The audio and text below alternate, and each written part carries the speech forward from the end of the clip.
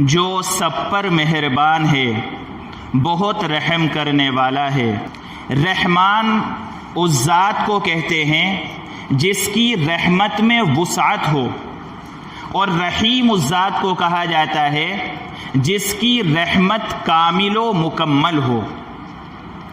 رحمان کا تعلق دنیا سے ہے اور رحیم کا تعلق آخرت سے ہے۔ کیا مطلب؟ مطلب یہ ہے کہ الرحمن کا ترجمہ ہوا کہ جو سب پر مہربان ہے، اور اللہ تبارک و تعالی جو سب پر مہربان ہے وہ دنیا کے اندر ہے، یعنی جو اللہ تبارک و تعالی کا فرما بردار ہے، جو اللہ تبارک و تعالی کی اطاعت کرنے والا ہے، جو متقی اور پرہیزگار ہے، اللہ تبارک و تعالی اس کو بھی رزق دیتے ہیں۔ اللہ تبارک و تعالی اس کی دنیا کی ضروریات کو بھی پورا کرتے ہیں۔ اس کے برخلاف جو اللہ تبارک و تعالی کا دشمن ہے، جو اللہ تبارک و تعالی کا باغی ہے، جو قرآن کا انکار کرتا ہے، جو احادیث رسول کا انکار کرتا ہے، یہاں تک کہ جو اللہ کو نہیں مانتا، جو اللہ کے پیارے نبی کو نہیں مانتا، جو قرآن کو نہیں مانتا، جو کبھی اللہ کے گھر میں آ کر کے سجدہ نہیں کرتا، اللہ تبارک و تعالی اس کو بھی رزق دیتے ہیں۔ اللہ تبارک و تعالی اپنی رحمت سے اس کی بھی ضروریات کو پورا کرتے ہیں۔ اللہ تبارک و تعالی اس کو بھی حکومت دیتے ہیں۔ اللہ تبارک و تعالی غیروں کو بھی بادشاہت دیتے ہیں۔ فرمایا الرحمن یہ سب پر مہربان ہے۔ اور یہ جو دنیا کی زندگی ہے، دنیا کی سطح ہے، یہ ایک اللہ تبارک و تعالی کا دسترخوان بچھا ہوا ہے۔ اس میں سب کو کھانے کی اجازت ہے، سب کی ضروریات اللہ تبارک و تعالی پورا کرتے ہیں۔ اسی لیے کچھ حضرات کہتے ہیں کہ بھائی ہم نے دیکھا کہ فلاں آدمی نماز بھی نہیں پڑھتا، فلاں آدمی روزے بھی نہیں رکھتا، فلاں آدمی زکوٰۃ بھی نہیں دیتا، فلاں آدمی حج بھی نہیں کرتا، اور پھر بھی اس کے پاس اتنی دولت ہے، اس کے پاس اتنا بڑا کاروبار ہے، اور ہم نماز بھی پڑھتے ہیں، روزہ بھی رکھتے ہیں، سارے کام کرتے ہیں، لیکن پھر بھی ہمارا الٹا معاملہ ہے، ہمارا کاروبار ٹھیک نہیں ہے، ہمارے پاس مال نہیں ہے، دولت نہیں ہے۔ تو اللہ تبارک و تعالی اس آیت کریمہ کے اندر اس کا جواب دیتے ہیں کہ الرحمن، اللہ تبارک و تعالی دنیا میں سب پر مہربان ہے۔ حالانکہ ایمان والے کی اصل چیز وہ آخرت ہے۔ ایمان والا جو اس دنیا میں آیا ہے وہ مزے لینے کے لیے نہیں آیا۔ ایمان والا جو اس دنیا کے اندر آیا ہے وہ اپنی خواہشات کو پورا کرنے کے لیے نہیں آیا۔ ایمان والا جو اس دنیا کے اندر آیا ہے وہ اپنی آخرت کو بنانے کے لیے آیا ہے۔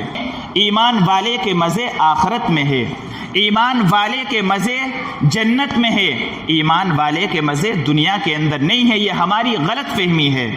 قرآن کریم فرماتا ہے الرحمن جو سب پر مہربان ہے، چاہے کافر ہو، مسلمان ہو، مشرک ہو، کوئی بھی ہو، اللہ تبارک و تعالی سب پر مہربان ہے۔ الرحیم جو بہت زیادہ رحم کرنے والا ہے، اس کا تعلق آخرت سے ہے۔ رحیم اس کو کہتے ہیں کہ جس کی رحمت کامل و مکمل ہو۔ رحمان کے اندر وسعت زیادہ ہے، اور رحیم کے اندر جو رحمت ہے وہ کامل و مکمل ہے۔ دنیا کے اندر رحمت تو ہے لیکن مکمل رحمت نہیں ہے، اور آخرت کے اندر مکمل رحمت ہے۔ کیا مطلب اس کا؟ مطلب ذرا توجہ سے سنیں۔ مطلب اس کا یہ ہے کہ دنیا کے اندر اللہ کی رحمت تو سب پر ہے لیکن مکمل نہیں ہے۔ یعنی اللہ تبارک و تعالی کسی کو خوشی دیتا ہے تو اس کے ساتھ غم بھی لگا ہوا ہے۔ اللہ تبارک و تعالی نے 3 دنیا بنائی ہیں۔ اللہ تبارک و تعالی نے جو دنیا کی زندگی عطا فرمائی ہے، یہ دنیا کی زندگی ایسی ہے کہ اس میں پریشانیاں بھی آئیں گی، اس میں بیماریاں بھی آئیں گی، اس میں غم بھی آئیں گے، اس میں خوشیاں بھی آئیں گی۔ یہ دنیا کی زندگی ایسی ہے۔ اگر کوئی یہ کہنے لگے کہ مجھے دنیا میں کوئی بھی غم نہ لگے، کوئی بھی بیماری نہ لگے، یہ اس دنیا کے مزاج کے خلاف ہے، اس دنیا کو جو اللہ نے بنایا ہے اس کی خلقت کے خلاف ہے۔ اس دنیا کے اندر پریشانیاں بھی آئیں گی، اس دنیا کے اندر غم بھی آئیں گے، اس دنیا کے اندر خوشی بھی آئے گی۔ دوسری دنیا ہے آخرت کی، جو آخرت کی دنیا ہے یعنی جنت، اس کے اندر کوئی غم نہیں، اس کے اندر کوئی خوف نہیں، لا خوف علیہم ولا هم یحزنون۔ قرآن کریم نے ارشاد فرمایا وہاں پر نہ کوئی خوف ہے نہ غم ہے، وہاں پر کچھ نہیں ہے، وہاں پر صرف اور صرف خوشی ہی خوشی ہے، وہاں پر غم نام کی کوئی چیز نہیں ہے۔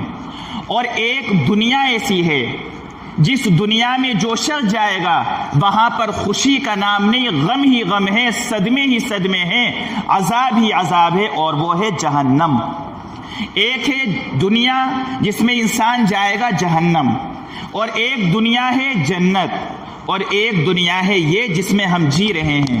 تو تینوں کا فرق سمجھنا چاہیے کہ جو دنیا کی زندگی ہے اس میں خوشی بھی آئیں گی، غم بھی آئے گی، اور بیماری بھی رہے گی، مصیبت بھی آئیں گی، سارے حالات آئیں گے، اس سے گھبرانے کی ضرورت نہیں ہے۔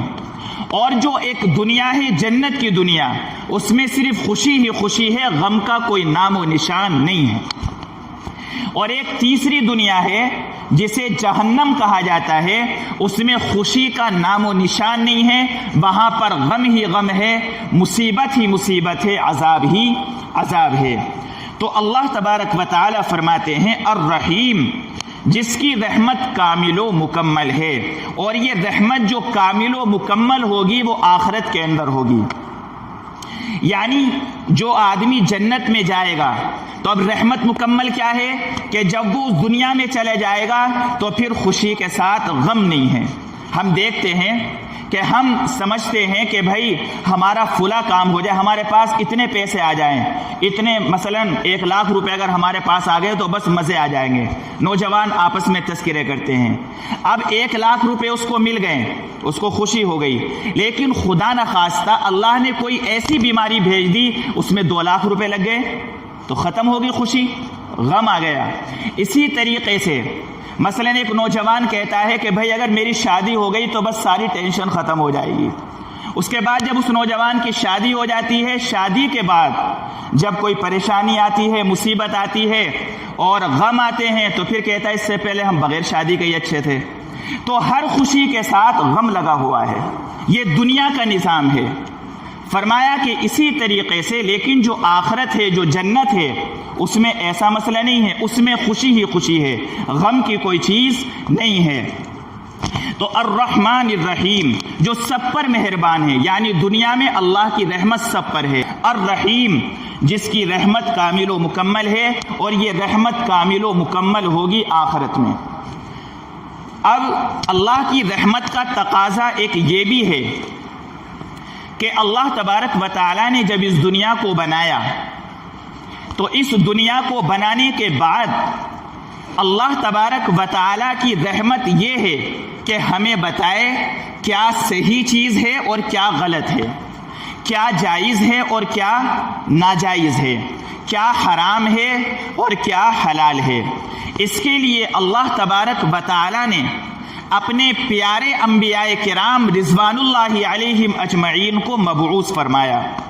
چنانچہ 1,24,000 کم و بیش انبیاء کرام آئے اور سب نے ہمیں جینے کا سلیقہ بتایا، یہاں تک کہ آخر میں حضرت محمد مصطفیٰ صلی اللہ علیہ وسلم تشریف لائے اور آپ پر قرآن مقدس نازل کیا گیا اور یہ بتایا گیا کہ آپ اللہ کے نبی جناب محمد الرسول اللہ صلی اللہ علیہ وسلم کے طریقوں کے مطابق زندگی گزاریں، اور اسی طریقے سے جو قرآن کریم کی تعلیمات ہیں، قرآن کریم کی تعلیمات پر عمل کریں۔